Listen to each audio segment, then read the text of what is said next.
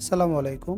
আজকের ভিডিওটি আমানতকারীদের জন্য সুখবর দিয়েই শুরু করতে যাচ্ছি। আপনারা যারা এফডিআর বা ডিপিএস করতে যাচ্ছেন, তারা আগের থেকে বেশি মুনাফা পাবেন। গত 22শে আগস্ট কেন্দ্রীয় ব্যাংকের নতুন governor doctor Ahsan H Mansur ঘোষণা দিয়েছেন, এখনকার 8.5% থেকে আগামী কয়েকদিনের মধ্যেই 9% করা হবে এবং আগামী মাসগুলোতে সেটি 10% বা তারও বেশি বাড়ানো হবে। উনি যে রেটটার কথা বলছেন সেটি ব্যাংক নীতি সুদ হারের কথা বলছেন। নীতি সুদ হার হচ্ছে কেন্দ্রীয় ব্যাংক যে সুদ হারে তফসিলি ব্যাংকগুলোকে স্বল্প সময়ের জন্য ঋণ দেয়, যাকে রেপো রেটও বলা হয়, এবং তফসিলি ব্যাংকগুলো নীতি সুদ হার থেকে 3 বা 4% বাড়িয়ে দিয়ে বাজারে লোন দিয়ে থাকে। সেই সাথে সাথে এফডিআর এবং ডিপিএস এর সুদও বেড়ে যায়। এই রেট মূলত বাড়ানো হয় মূল্যস্ফীতি নিয়ন্ত্রণের জন্য। চলুন বর্তমানে কয়েকটি ব্যাংকের এফডিআর এবং লোনের রেট দেখে নেই।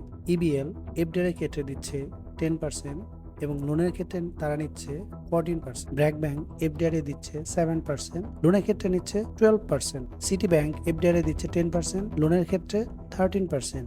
স্ট্যান্ডার্ড চার্টার্ড ব্যাংক 4% এফডিআর এ, 12.5% লোনের ক্ষেত্রে। এবি ব্যাংক 11% এফডিআর এ, 15% হচ্ছে লোনের ক্ষেত্রে। সোনালী ব্যাংক যেটা সরকারি 7.25% দিচ্ছে এফডিআর এ, লোনে দিচ্ছে 12%। নীতি সুদ হার 50 পয়েন্ট বাড়ানোর জন্য আমানত এবং লোন দুই ক্ষেত্রেই 0.5 থেকে 1% করে বাড়বে। আপনি এফডিআর করার ক্ষেত্রে আগের থেকে অর্থ বেশি পাবেন। ধরুন আপনি 1 লক্ষ টাকা এফডিআর করলেন 10% সুদে, সেক্ষেত্রে 1 বছর পাবেন 10,000 টাকা। 11% রেটে করলে 1 বছর পর আপনি পাবেন 11,000 টাকা। তেমনি লোনের ক্ষেত্রে আপনাকে বেশি টাকা দিতে হবে।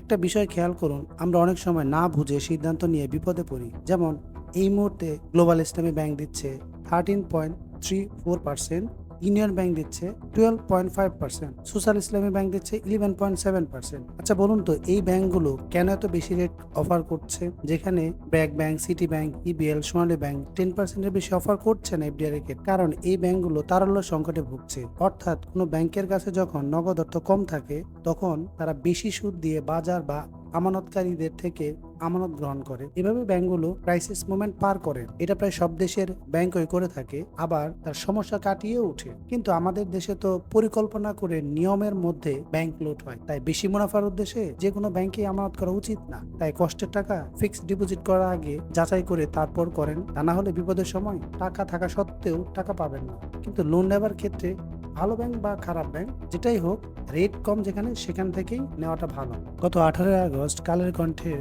একটি রিপোর্ট এসেছিল, একজন ব্যক্তি তার মেয়ের বিয়ের জন্য ব্যাংকে 11 লক্ষ টাকা রাখেন। তার মেয়ের বিয়ে ঠিক হবার পর তিনি টাকা তুলতে গেলেও সে টাকাটা তুলতে পারেননি।